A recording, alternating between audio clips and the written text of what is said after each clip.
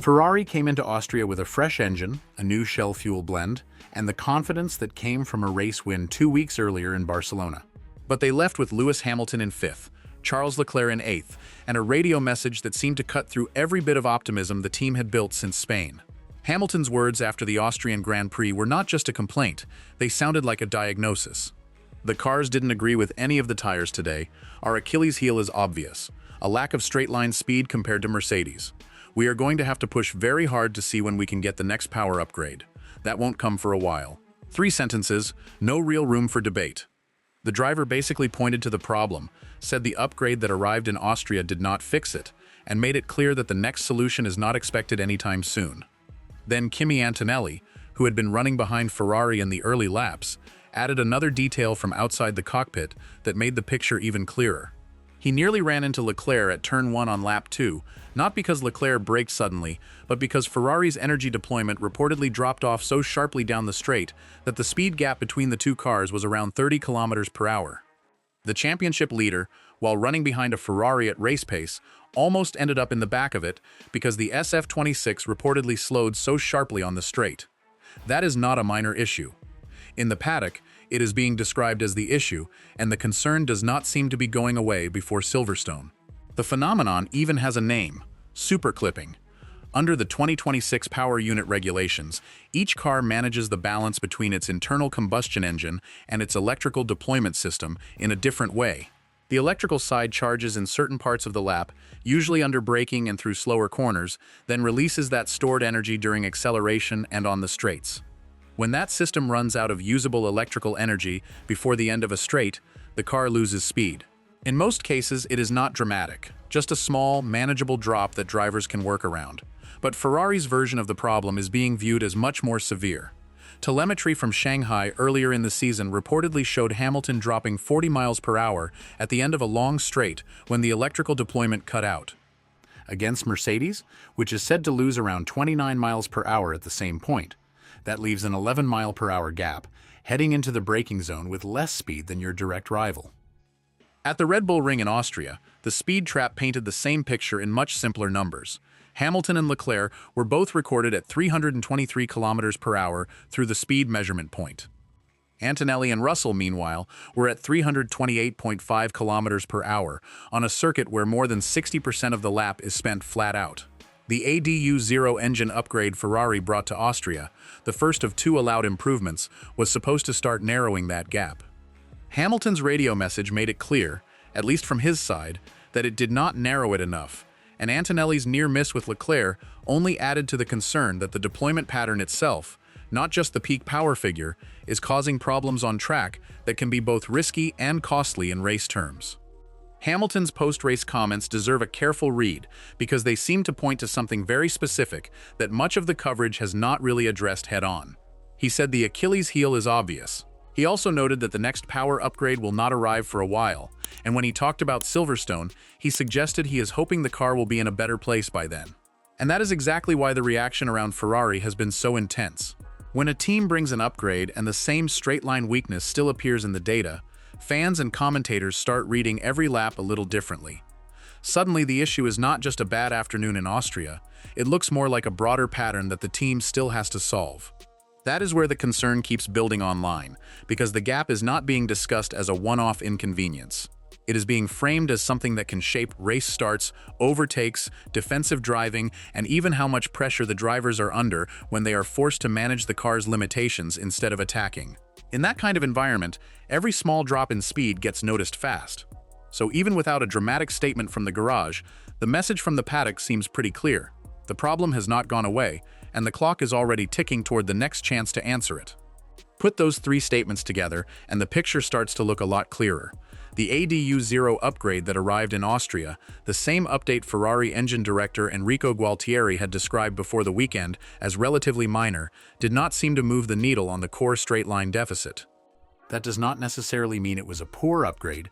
It more likely means the problem it was meant to help with is only one part of a much bigger gap. Ferrari's overall power deficit to Mercedes is estimated online at somewhere between 40 and 45 horsepower. The Austria package was aimed at roughly 6 to 8 horsepower through a mix of engine hardware changes and the new Shell fuel blend. Even in the most optimistic scenario, 6 to 8 horsepower against 45 simply does not close that gap. At best, it trims the difference around the edges. And the deployment issue, the so-called superclipping phenomenon, is not just a horsepower question, it is really an energy management architecture problem. It comes down to how quickly the battery charges under braking, how efficiently stored energy reaches the drivetrain on acceleration, and how smoothly the system shifts between electrical support and combustion only running at high speed. These are not the kind of issues that disappear after a combustion chamber tweak and a fresh fuel blend. According to the ongoing paddock discussion, they call for a much deeper adjustment to the hybrid system's operating setup, which is exactly why Hamilton said the next upgrade is not expected for a while, and why Gualtieri's group has been pushing toward a second, larger ADU-0 intervention that is now being linked to Zandvoort or Monza. That second step is the one aimed at the turbocharger revision, the hardware change that is supposed to address peak power more directly instead of just combustion efficiency. Ferrari's own internal expectations, as described in the online chatter, suggest that this is where the bigger share of the 30-horsepower, two-phase program is meant to sit. Austria was only the first part of that story. The deployment issue still needs the second part. Hamilton put it plainly when he said, "Hopefully, the car will be in a better place at Silverstone." That word hopefully carries a lot of weight there, because Silverstone is a power circuit in the same general category as the Red Bull Ring, meaning it rewards straight-line speed and raised questions about hybrid deployment weakness very quickly. The famous Hangar Straight is one of the longest sustained full-throttle sections on the Formula One calendar, and the DRS zone that follows tends to reward the cars with the most efficient power units when it comes to overtaking and defending. On that basis, Silverstone already looks like another track where Ferrari's superclipping issue could be highlighted in much the same way it was in Austria. But Silverstone is not the Red Bull Ring, and for Ferrari, that difference really matters. The Red Bull Ring features 3 long straights, a short lap, and very little in the way of high-speed cornering. Because so much of the lap is spent flat out, the hybrid system has limited time to recover before the next straight-line blast, which can make any weakness show up fast. Silverstone is different. Yes, it has long straights, but it also brings Copse, Maggots, Beckett's, and Chapel, a run of fast corners that puts huge pressure on aerodynamic balance, downforce distribution, and tire management under heavy lateral load. Those are the exact kinds of conditions where Ferrari's chassis advantage has seemed most noticeable this season. Hamilton was 4/10 quicker than Russell through Barcelona's middle sector at what is widely seen as the most aero-sensitive circuit on the calendar. So if any corner sequence comes close to that level of aerodynamic demand while still carrying a long straight, it is Silverstone's high-speed section. That is why Silverstone leaves Ferrari with a mixed outlook. The Hangar Straight could still be a problem, but the high-speed complex may also play to their strengths. The final picture depends on whether the speed Ferrari can find through Maggots and Beckett's is enough to offset what gets lost between Copse and the braking zone at Stowe. That is what makes the conversation around Ferrari so hard to ignore, because this is not just about one awkward lap or one frustrated radio message. The online reaction keeps circling back to the same point. The team may be moving forward in some areas, but the most visible weakness still seems to appear when the car is asked to stretch its legs on the straights. For supporters, that creates a strange kind of tension, since the chassis strengths are still there in the right places, yet the power unit concerns continue to shadow the bigger picture. And once that happens, every future weekend starts carrying extra weight. People are no longer looking only at finishing positions. They are watching for clues, small shifts in speed, tiny changes in deployment, and anything that might hint at whether Ferrari is finally getting closer to a clean answer. That is why the next rounds feel so important in the paddock discussion, because the story has clearly moved beyond a single disappointing result and into a wider test of whether the team can actually close the gap in a meaningful way. Barcelona seemed to point in that direction, and Austria made the contrast even sharper on a circuit without that fast-flowing section. There, the straight-line weakness took center stage. Drop a comment. Do you think Ferrari can really make a fight of it at Silverstone, or is this going to be another tough power track weekend? If you break the Austria postmortem down to the basics, the engineering story is actually clearer than it has looked at any point this season. Ferrari's chassis is still one of the strongest on the grid. The tire management edge that helped secure the win in Barcelona appears to be real, and it looks structural rather than temporary. Their aero development has also brought a strong gain since the opening spec car, with online discussion putting it at around 7 to 10%, which is more than any direct rival has managed so far. The issue, as paddock commentary keeps framing it, sits in the power unit. Not just one part of it either, but the way the pieces interact.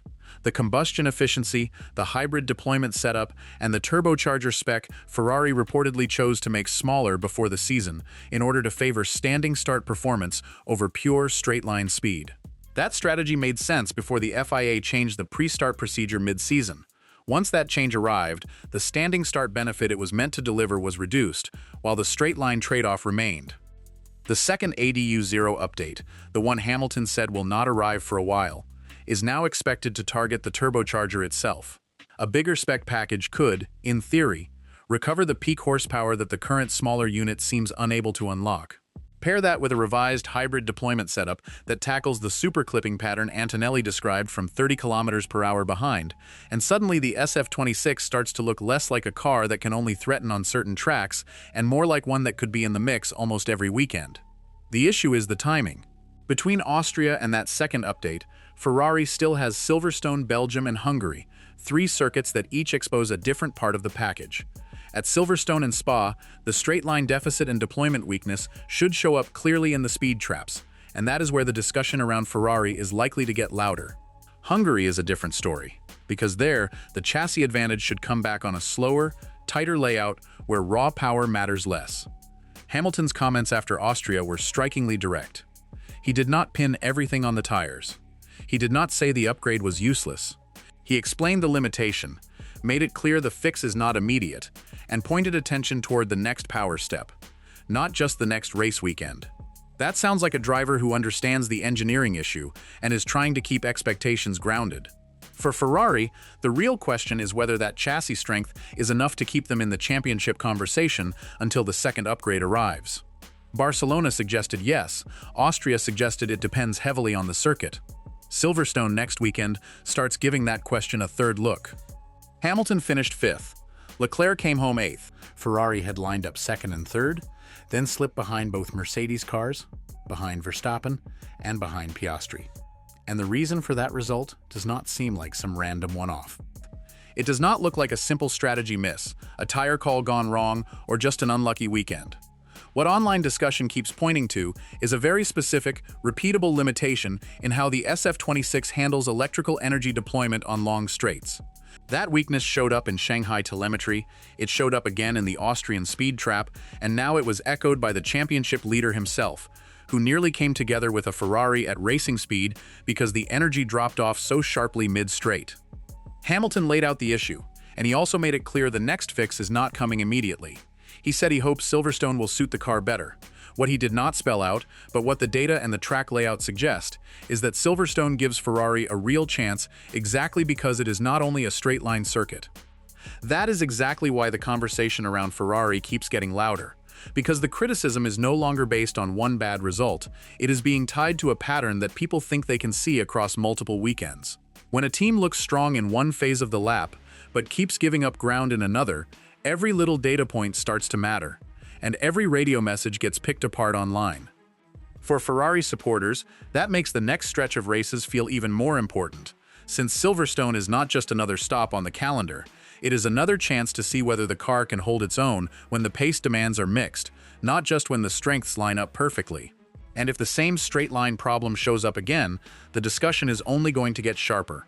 That is why the focus has shifted from a single weekend to a bigger question about whether Ferrari can stay close enough until the next update arrives, or whether the gap starts to open back up before then.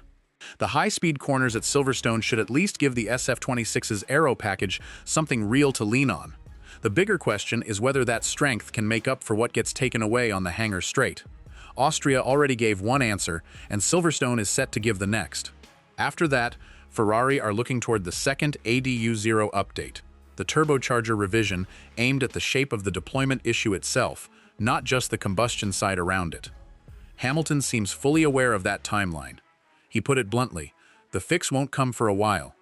Until that arrives, every weekend in between will help decide whether Ferrari can keep hanging on to this championship fight or slowly start slipping out of it. If you want more breakdowns like this on Ferrari's next steps, like, subscribe, share, and comment your take, and see you on the next one.